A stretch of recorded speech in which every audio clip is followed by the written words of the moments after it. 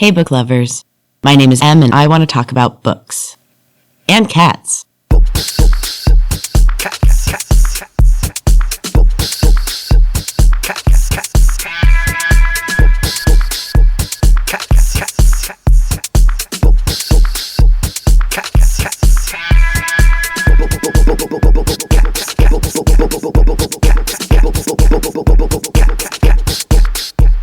Hey book lovers, welcome back.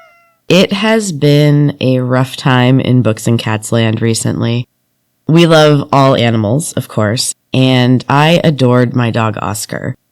We lost him suddenly a couple weeks ago, and I'm just broken, to be honest. Dogs are so pure, and Ozzy was just good vibes and love. He was a complete sweetheart.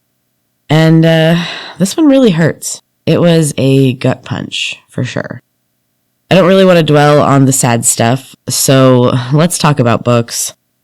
A good book can always make me happy, and this week's book was so good. I listened to this one as an audiobook, and I actually exclaimed out loud at the end of it because it was just so good, and the ending was so satisfying. It's just a great story. So this week, let's talk about The God of the Woods by Liz Woods. So this story is made up of many stories, and the main one is split into two time periods. The story takes place mainly in the 70s, though there are flashbacks to about a decade before. They happen quite often. It takes place at a summer camp for children of wealthy families, usually friends of the family who own the camp, the Van Wars. The family lives on the land as well, in a chalet overlooking the grounds. This house was brought over from Switzerland and reassembled, if that gives you any idea of the kind of money that this family has. They named the house Self-Reliance, which is an odd choice in itself, but it's also hilarious because the Van Wars rely on so many people to do everything for them. They do nothing for themselves. They are just a terrible kind of rich, and they throw elaborate parties with their friends every summer, making more work for the employees and the locals with their drunken antics. So if they weren't so terrible, you might have compassion for them. They have suffered a great loss. Their son, who was called Bear, vanished from the camp and was never found. A local man was accused, and he died of a heart attack before he could be interrogated. It was assumed he did it, and the family left it at that, though there was some speculation in the town that they had blamed the wrong person back then. But it's all in the past. Now it's the 70s, and camp is back in session. This camp teaches survival and appreciation for the woods. It's surrounded by a thick forest, and they really try to instill that the forest should be respected at all times, because bad things can happen, and you can easily get lost in the forest. This year, Barbara Van Waar is also attending camp. And this is a big deal. She is the new child. She was basically born to replace Bear after he disappeared. She's lived a very difficult life, with a gruff chauvinist of a father, and a mother who is addicted to pills and wanders around in a stupor trying to find her son. And he does sometimes visit her in her hallucinations, which just makes everything get worse. So Barbara is enjoying the freedom of being at camp. It is her last summer before she is being sent away to a boarding school for 4 years. Her parents want her out of their hair because she's not falling in line with the family. She dresses like a punk, and she has painted a mural on her wall. She's rebelling, and they don't want to deal with her. It's near the end of camp, and the family is holding their big annual party, which lasts for a week. Their rich friends come and stay at the house, and the family hires entertainers and provides endless food and booze. So much booze. But back to camp. The kids are having the usual camp fun, which of course includes telling ghost stories. One of which is about Scary Mary, a gray-haired woman who haunts the woods around the camp. There are other scary stories, though, ones that are too real to actually be enjoyed. A convict by the name of Sluter has escaped, and the kids have been talking about it all summer. He was the one who admitted to abducting and killing Bear Van Waar. And he was in jail, and since his recent escape, everyone is worried that he is heading back to the area, and more specifically, to the camp. So that is kind of the setting where this story starts. And it starts with one of the counselors returning to her cabin late. She did have the night off, but she came back way past curfew. And she counts her campers and realizes that one of them is gone. One of the bunks is empty. As the camp wakes up, the search begins, and everyone on the grounds is searching high and low for the missing camper. And who is that missing camper? I bet you can guess. Barbara Van Waar. This story has so much going for it. The family is horrible, but the writing of the characters is so good, you really dislike these people. And for good reason. There are several plot lines that unravel slowly and so satisfyingly, intertwining eventually into this fantastic ending. And like I said, I was so psyched about the end that I actually said, fuck yeah, when it was over. Great stories just make me so excited. There is nothing better. I definitely recommend The God of the Woods by Liz Woods. And I would say definitely get the audiobook from Audible. The narration is fantastic. So speaking of stories, I have been enjoying a writing surge lately. Surge feels like the right word. Or wave, I guess. Anyway, I finally started writing again after a very long bout of writer's block, which is the worst. I started writing some short stories, and they just kept coming. I love writing short fiction, and this new bunch is making me very happy. I'm hoping to get the whole collection out for the holidays. Fingers crossed. So far, I am on schedule. So moving on from books and writing, let's talk about cats. My cats this time. Again.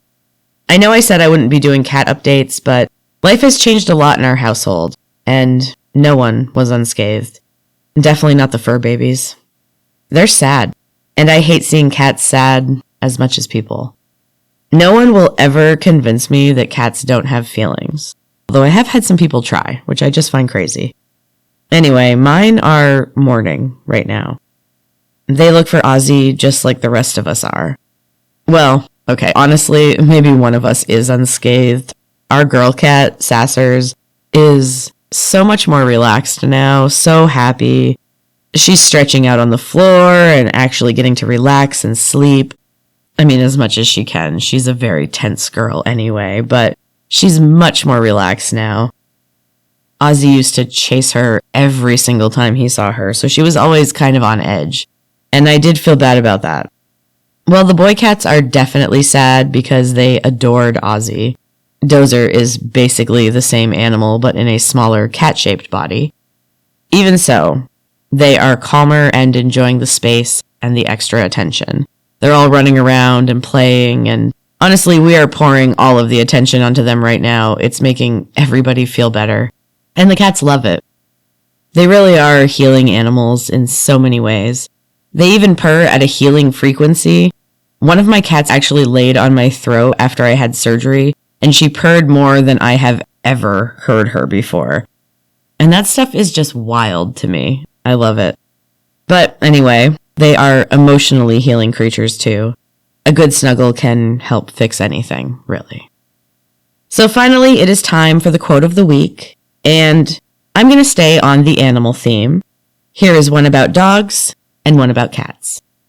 The first one is from Caroline Knapp.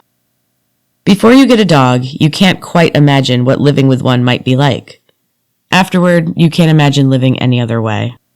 And that is definitely true. Your first dog just changes you in such a significant way. They all change you, but that first one, when you become a dog person, it's a meaningful experience. And I miss being a dog person. For now, I have to live a dogless life, and I don't know if I will get a dog again. I love them, but losing them hurts way too much. But I digress. The next quote is about cats, and I personally relate to it way too much. It's from Dan Greenberg. There is, incidentally, no way of talking about cats that enables one to come off as a sane person. And yeah, that one's definitely true. Anytime I get to talking about my cats, I realize that my transformation to crazy cat lady is officially complete. And honestly, no regrets. Cats are better than people most of the time. Oh, so that is the end of this episode. Thank you for bearing with me this week. Sometimes life is just super sad, but we continue on. When my first dog passed a few years ago, I was broken and already in a very bad place. I just dove into my sadness and really wallowed in it. He was my best friend and companion for 8 years, after all. And we got through the pandemic together on top of everything else. I felt like I had to stay in the pain to honor him, as if I had to hurt to prove that I loved him. And it hurt a lot, and it set back my healing, honestly. And guess what? It didn't bring him back, and it didn't prove anything or affect anyone except myself. No one cared if I loved him or not, or they already knew that I did. I was just refusing to process the pain. This time, though, I just let myself hurt for a few days. Like, really, really hurt. But then I let myself heal. And it felt wrong. It still feels wrong, honestly. I feel like somehow I didn't love him enough by not continuing to mourn and just be so sad all the time. The truth is, I think about him every single day. And I still cry when I come home because he's not there waiting for me. That one is tough. Might be the hardest one. But I am allowing myself time to also not dwell on the pain, time to be distracted and living my life in this moment because this is where we are. I am totally broken over this, but I am grateful that I got his love for 2 years. Which honestly is probably the equivalent of like 4 years worth of love because no person or creature has ever loved me as much as that dog did. I was insanely lucky to have him, even if it hurts. Anyway, thank you for bearing with me with this episode. I am not good at hiding my feelings. I don't really believe that you should. And I have to assume that while we're cat lovers here in Books and Cats Land, we're also animal lovers in general. And I know most of you can probably appreciate the pain of losing a furry friend. Thank you so much for listening, book lovers. I hope you have a beautiful week. Snuggle your fur babies even more than usual. And until next time, keep reading.